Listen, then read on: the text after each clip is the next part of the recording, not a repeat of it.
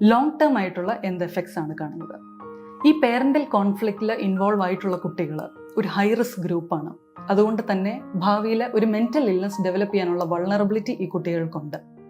അപ്പോൾ long term ആയിട്ട് ഒരു ജെൻഡർ വൈസ് നമ്മൾ അവരെ ഡിഫറൻഷ്യേറ്റ് ചെയ്യുകയാണെങ്കിൽ പെൺകുട്ടികൾക്ക് കൂടുതലും ഇൻറ്റേർണലൈസിങ് പ്രോബ്ലംസ്, അതായത് ഡിപ്രഷൻ അല്ലെങ്കിൽ ആങ്സൈറ്റിയാണ് കൂടുതലും കാണുന്നത്. എന്നാൽ ആൺകുട്ടികളിൽ സബ്സ്റ്റൻസ് യൂസ് പോലത്തെ ഡിസോർഡേഴ്സാണ് കൂടുതലും കാണപ്പെടുന്നത്. ഈ കുട്ടികളെ സംബന്ധിച്ചിടത്തോളം ഒരു മാരേജ് എന്ന കോൺസെപ്റ്റ് വളരെയധികം അവേഴ്സീവ് ആയിട്ടുള്ള ഒരു കാര്യമാണ്. അതുപോലെ തന്നെ ഒരു കമ്മിറ്റ്മെൻറ്റിൽ എൻ്റർ ചെയ്യാൻ അവർക്ക് ഭയങ്കര ഡിഫിക്കൽട്ടായിരിക്കും.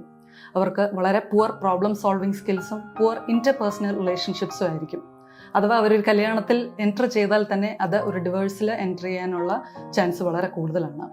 ഒരു റൊമാൻറ്റിക് റിലേഷൻഷിപ്പിൽ പെട്ടാലും ഒരു ട്രസ്റ്റ് ഇഷ്യൂ അല്ലെങ്കിൽ ലാക്ക് ഓഫ് സാറ്റിസ്ഫാക്ഷൻ വളരെ കോമൺ ആണ്.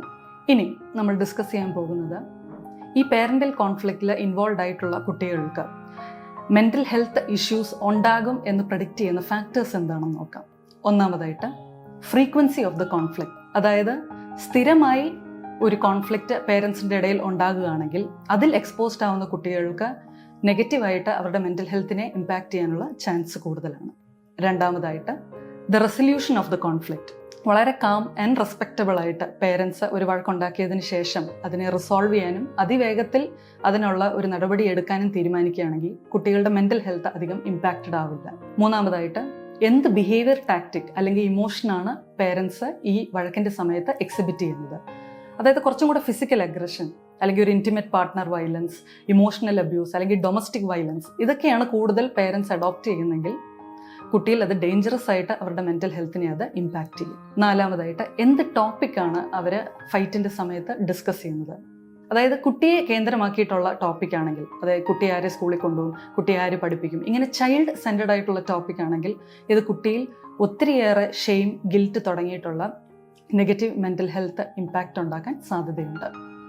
അഞ്ചാമതായിട്ട് കുട്ടിയുടെ സാന്നിധ്യത്തിലാണ് ഈ വഴക്ക് നടക്കുന്നെങ്കിൽ അതും ഒരു ഡേഞ്ചറസ് രീതിയിൽ കുട്ടിയുടെ മെൻ്റൽ ഹെൽത്തിനെ ഇമ്പാക്റ്റ് ചെയ്യും.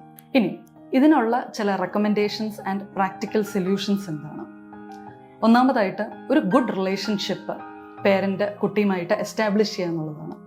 ഇതിന് പറ്റിയതായിട്ടുള്ള ഒരുപാട് പേരൻറ്റ് ട്രെയിനിങ് പ്രോഗ്രാംസ് ഉണ്ടെന്ന്, വിത്ത് സപ്പോർട്ട് പോസിറ്റീവ് പേരൻറ്റിങ് ബിഹേവിയർ, അതുപോലെ തന്നെ quality of parent child interaction increase ചെയ്യാൻ വേണ്ടി.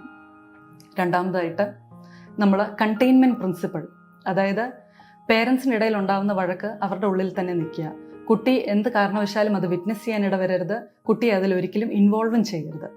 ഇനി ഈവൻ ഒരു സെപ്പറേഷൻ അല്ലെങ്കിൽ ഡിവേഴ്സ് എന്ന ഒരു സിറ്റുവേഷനിലേക്ക് പോയാലും റെസ്പെക്ട്ഫുൾ ആയിട്ടുള്ള സെപ്പറേഷൻ സ്ട്രാറ്റജി നമ്മൾ അഡോപ്റ്റ് ചെയ്യണം.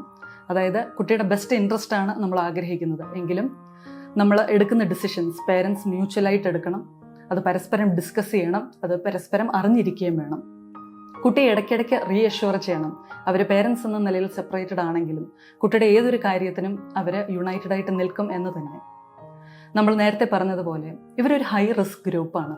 അതുകൊണ്ട് തന്നെ ഇവരെ നമ്മൾ ഇവാലുവേറ്റ് ചെയ്യുകയും ഈ കുട്ടികൾക്ക് വേണ്ട ഇൻ്റർവെൻഷൻസ് കൊടുക്കുകയും ചെയ്യാം. ആവശ്യമെങ്കിൽ പ്രോബ്ലം സോൾവിങ് സ്കിൽസിനെ എൻകറേജ് ചെയ്യാം, അവരുടെ ഇൻ്റർപേഴ്സണൽ സ്കിൽസിനെയൊക്കെ നമ്മൾ ഇൻക്രീസ് ചെയ്യാം. അതുപോലെ തന്നെ പ്രീ മാരിറ്റൽ കൗൺസിലിങ്ങും കല്യാണത്തിലേക്ക് പ്രവേശിക്കുന്നതിന് മുമ്പായിട്ട് പാർട്ട്ണറിനെ അണ്ടർസ്റ്റാൻഡ് ചെയ്യാൻ തുടങ്ങിയിട്ടുള്ള കൗൺസിലിംഗ് സെഷൻസ് കൊടുക്കാം.